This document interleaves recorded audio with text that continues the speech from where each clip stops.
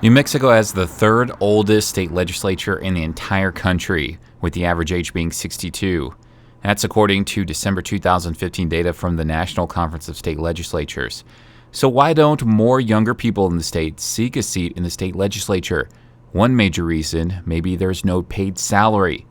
Angelica Rubio is under 40. She is the Democratic candidate running for a seat representing the 35th District of the New Mexico House of Representatives. Rubio admits it's a financial sacrifice to spend the time campaigning for an office that will not pay her a salary. I think for me it's even a situation where I have to deal with day to day because I also have the same issues that many people under 40 have. I have student debt. I have wages are still an issue.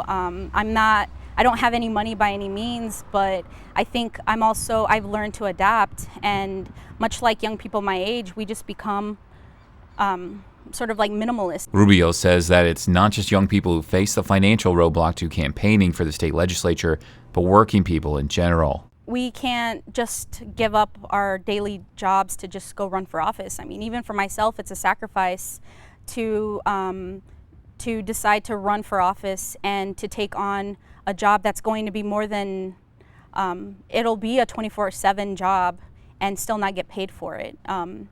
So if it's difficult for me, I can only imagine what it must be like for typical people who live in this community who just need to make ends meet, but could potentially have really great ideas at the policy level. Republican State Representative of the 37th District, Dr. Terry McMillan, has worked on legislation to pay lawmakers in New Mexico.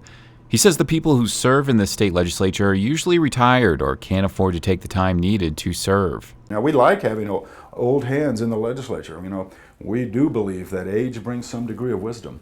But at the same time, I do think there should be a good opportunity for young working people to participate in the process, and only providing a modest salary will allow for that. McMillan says when you pay a salary, you expect more from people, and a paid legislature can help eliminate conflicts of interest.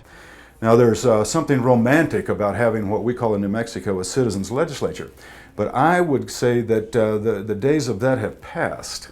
And the issues that we grapple with, including a $6 to $7 billion budget every year, are better served by making your legislature a more professional one and one without so much conflict of interest. Angelica Rubio says that the current system favors lobbyists in the state and not the voters of New Mexico. I don't think it's a fault of the legislature themselves. I think it's just the way that our system is built is that legislators aren't paid. They're a lot of that. We have issues with, of course, money in politics and the issue of lobbyists in the state. And I think that puts a disservice to the services that we should be providing directly to constituents. New Mexico is not the only state with a shortage of young people in the state legislature. According to a December 2015 Pew Charitable Trust survey, only 5% of state legislators across the country are part of the millennial generation, who the survey also says is 31% of the voting age population. With those numbers in mind, will New Mexico lawmakers and other state legislatures truly understand issues that face millennials, who are now the largest living generation? Perhaps you can say that may be just one more reason why we have elections. For KRWG, I'm Anthony Morano.